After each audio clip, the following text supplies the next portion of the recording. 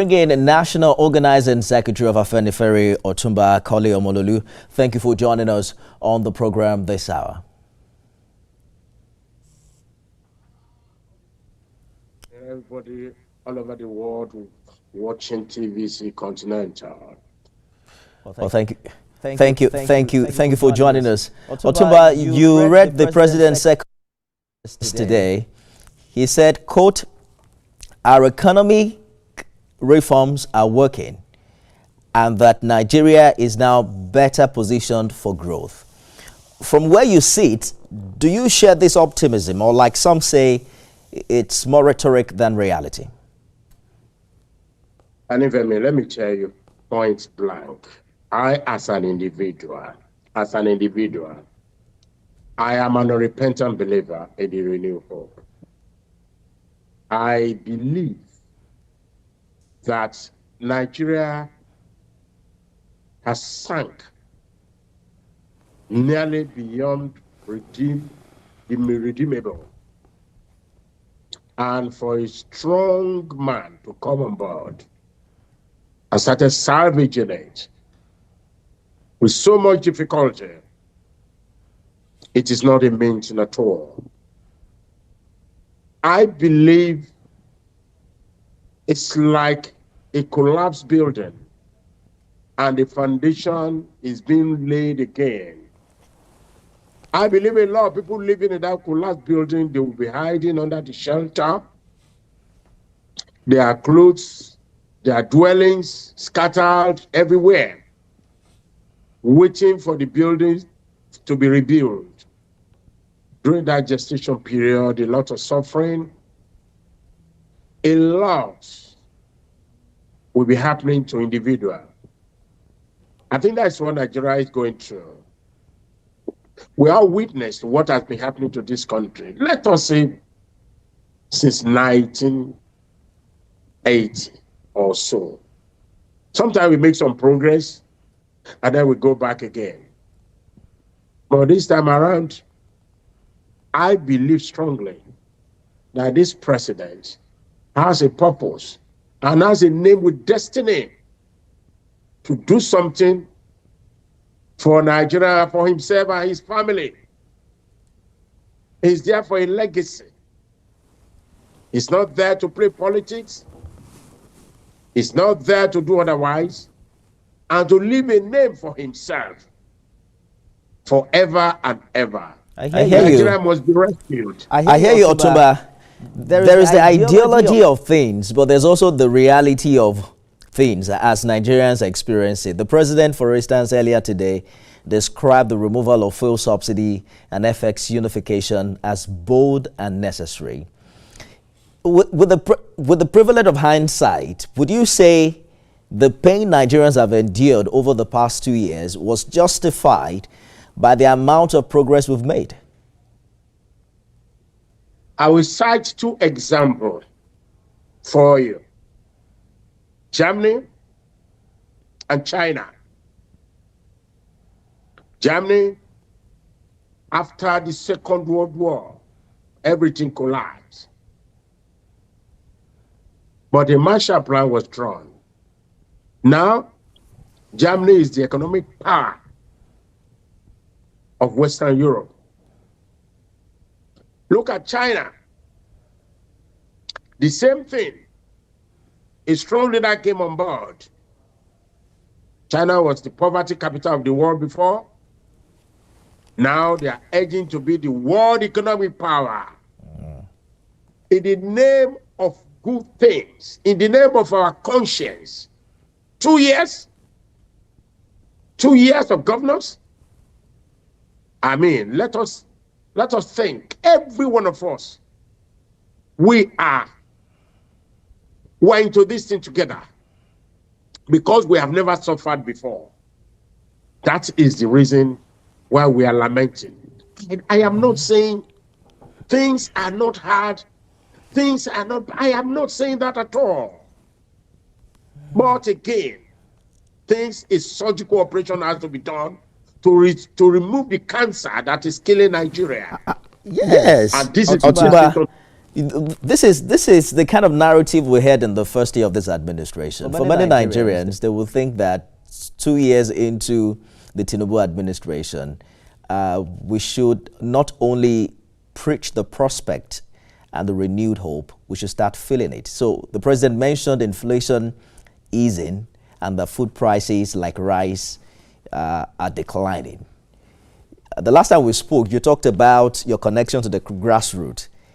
Is that a reality Nigerians, particularly at the grassroots, are experiencing? What's the picture from your interactions with ordinary citizens where this is concerned? Well, it looks like we may have lost the organizing secretary of Afenifere for a bit. We're going to keep trying to reconnect with him as we draw a line between the prospect of renewed hope and also the reality on ground. Okay, I understand he's back now.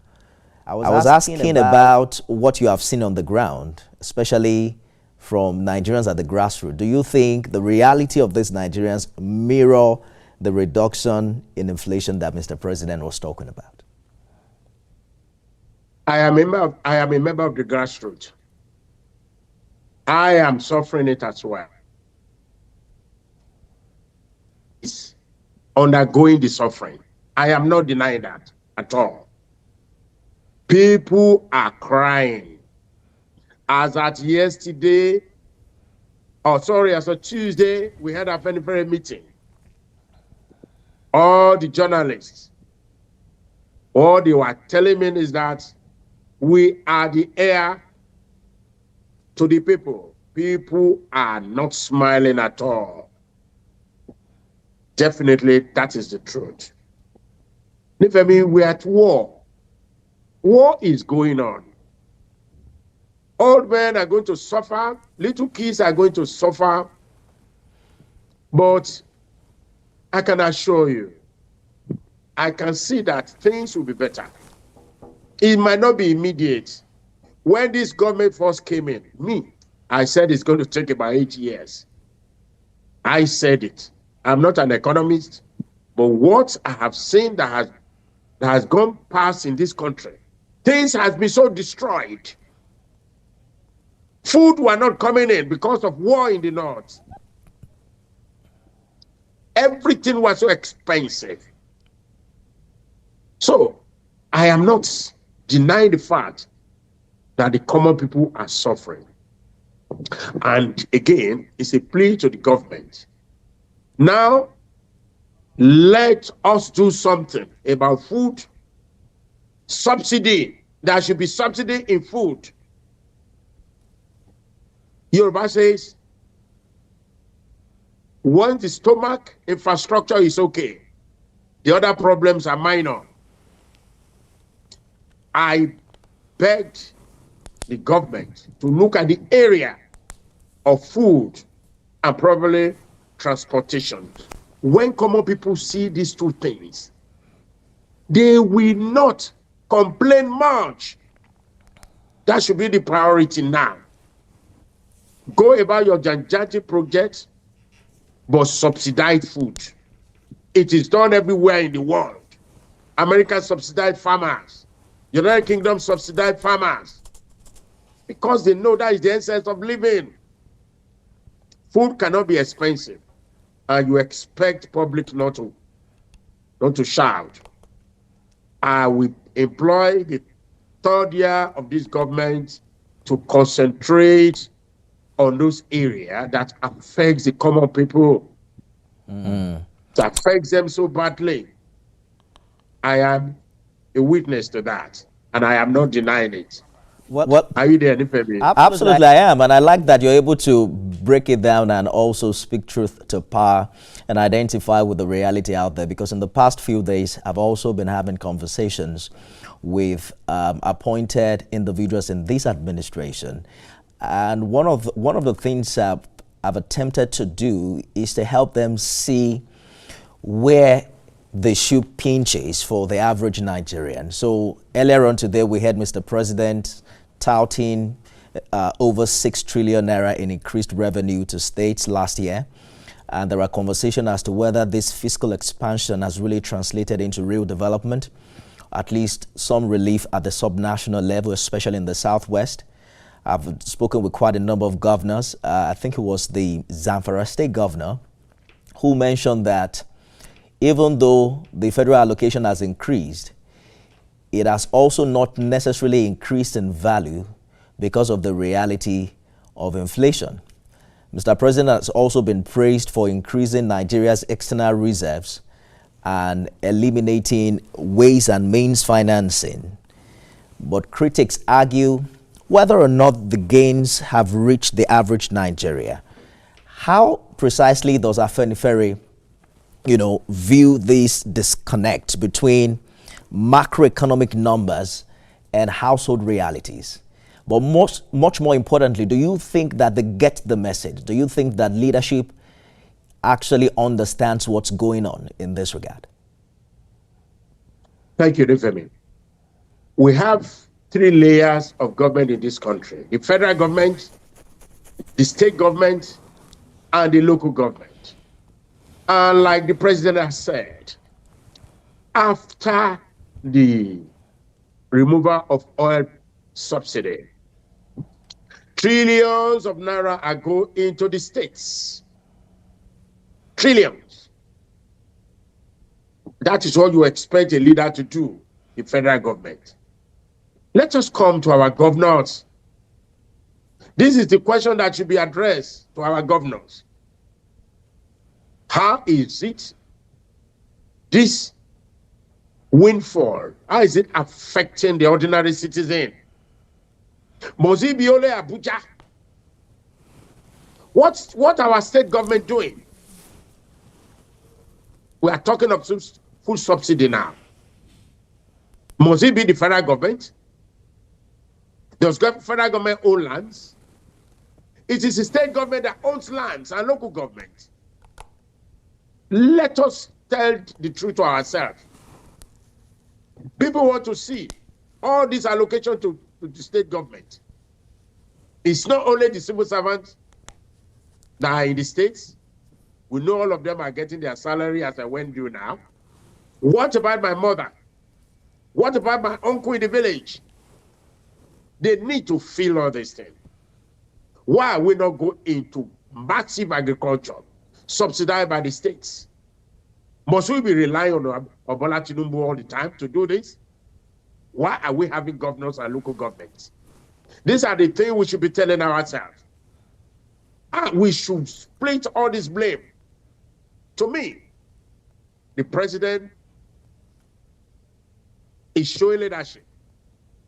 He could have well not distribute all the money and put it into an escrow account or something, but he's distributing it to the states. We want to see it.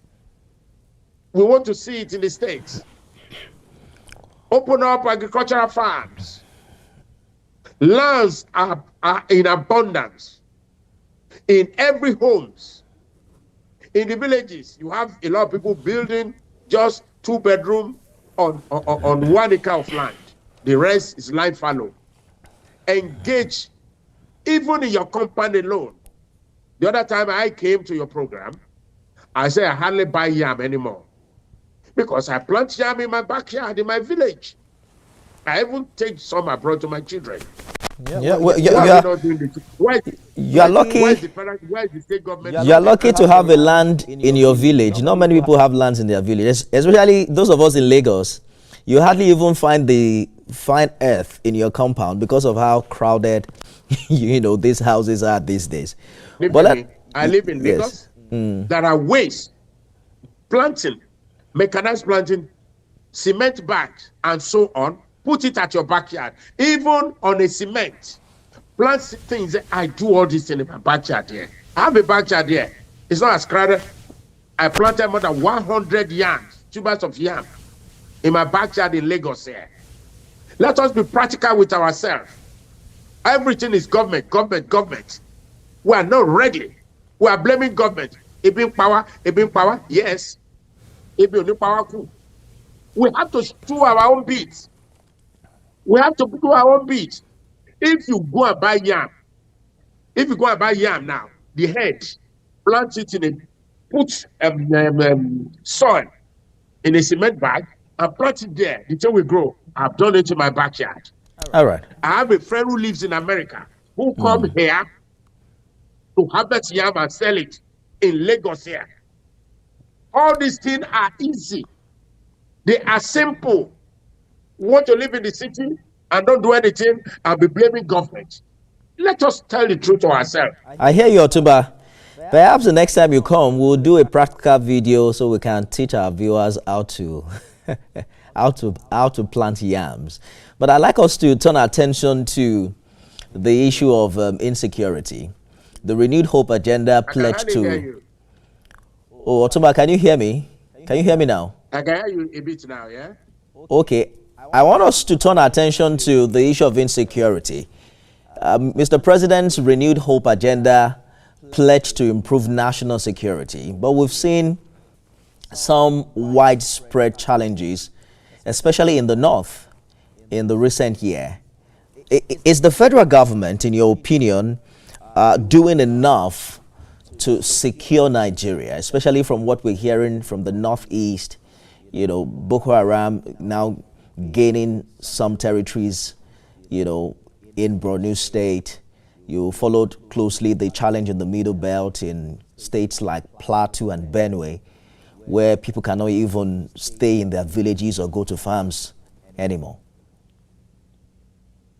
Thank you. You see, until we believe that God exists in this country, why some people, there was an expose by a state governor telling us there is a collusion within the security service, within the political arm, and some individual colluding with terrorists. It was a governor that said this. And then did you realize and know that in Saudi Arabia, a wife and a mother of a terrorist was arrested? How did they get the passport, a legitimate passport? How did they get their NI, what do you call it? How did they get it if there's no collusion somewhere? I mean, there's a big problem in this country. There's insincerity, there's evil, a lot of evil. The president must go to the bottom of this thing. There was an exposure the other time on television, I think it's 2021, by a retired military officer, that some people were caught sponsoring terrorism. Where are they? Let us go to the bottom and fish out all this evil. Let Nigerians have peace. Why so a lot of leaders are planning for the greatness of Nigeria as the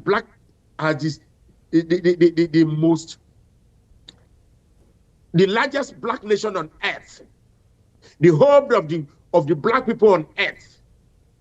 Some people are planning for its disintegration because of personal gain. It is why we have elected leadership. I remember Mr. President saying that he asked for this job, he understood the challenges, and he's ready to take it on. But I also know that Afenifere in the time past had long advocated for state police. With rising insecurity and calls for decentralized policing, why do you think this reform appears to still be elusive 2 years into this administration? Do you suspect that some political interests are standing in the way? Where I suspect is a strategy. I suspect it's a strategy. The president knows whom he is dealing with. He knows the evil that surrounds us in this country. I believe he's taking it easy until he gets there. But there are some areas that is being widely accepted in which we believe that the president should implement it now, which is the area of state police. Nearly every state now, even those who were against it before, they now see the importance that let local people be the police of their own area. I think the president should have that as a priority before the end of this year. Grant us local policing. It has been done in this country before. It is not a novel idea. It's not new. It's not new. Even there was a local government police. We all grew up to know all these things. So why the delay? We tried in the Southwest to have our own policing system through the Amateco. The federal government should understand what we are doing. They should be equipped.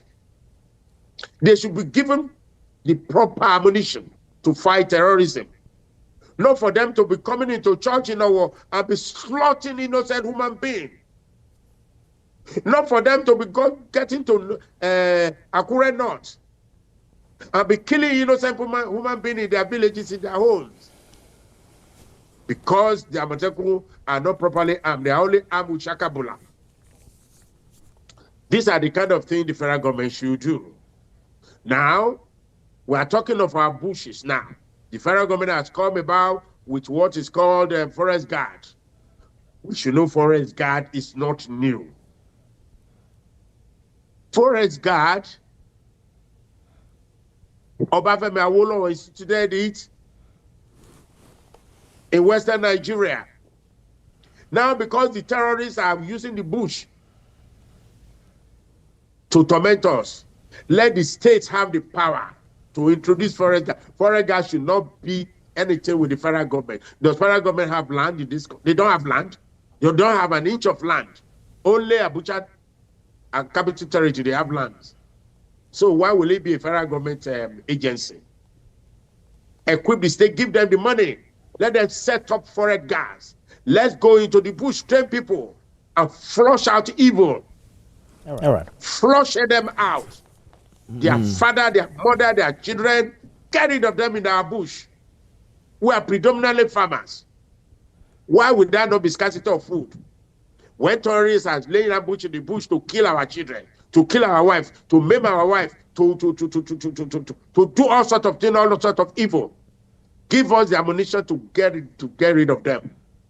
This forest guard is a good idea, but let the state handle it. If the federal government is handling it, it is unitarianism. It's anti-federalism. It is not good for us. Give the states the power, the empowerment to do it. All right. That is the forest guard system. We're counting on that, especially now that some governors are saying, in fact, majority of the governors have given a nod towards state police. I remember speaking with the Nasarawa State governor the other day, and they mentioned that with the increased allocation from federal government and increased internally generated revenue, they are also very ready to sponsor state police. But let's talk about some geopolitics now under this administration. As National Organizing Secretary of Afenifere, how do you assess Yoruba representation in this administration? Some say that the Southwest has not only been adequately rewarded, that it's been over-rewarded for backing Tinubu in 2023. Some voices from the North recently even protested that perhaps they are being sidelined under this administration. How does Afenifere react to this? I will not read the statistics. All these things are just blackmailing. What is the proportion of Yoruba people in this government? Tell me, what is the proportion? Lately, the new appointment that just been made were predominantly not. Even the senator that was criticizing the president came about to say, oh, thank you, Mr. President. Look at all the major appointments. They are spread all over. I don't know. Which, just because those who are well exposed, maybe like the Minister of Finance doing a marvelous job, the central bank doing, that is why you hear that. And look at this young man in the Ministry of Interior performing wonders there. Those are the three areas. And because you are hearing of them, because they are performing very well, that is why they deliver Yoruba in everywhere. Everybody are enjoying in this government. That is my belief. All right. Afenifere does not have a single candidate or a single appointee in the government. So that is it. But again, not to blackmail the president that Yoruba are enjoying. No, I don't believe in it. The statistics prove it that everybody is fully represented. We had the special advisor to the president, Mr. Bayo Onanuga, the other day, and he mentioned that the presidency is looking into these allegations and perhaps coming up with a computation of the appointments thus far under this administration. I haven't done the maths myself, but I think that they have the appointments. They are probably in the best place to put out the figures. Let's take a short break, Otumba, and we'll be back with more right after this break. Stay with us, everyone.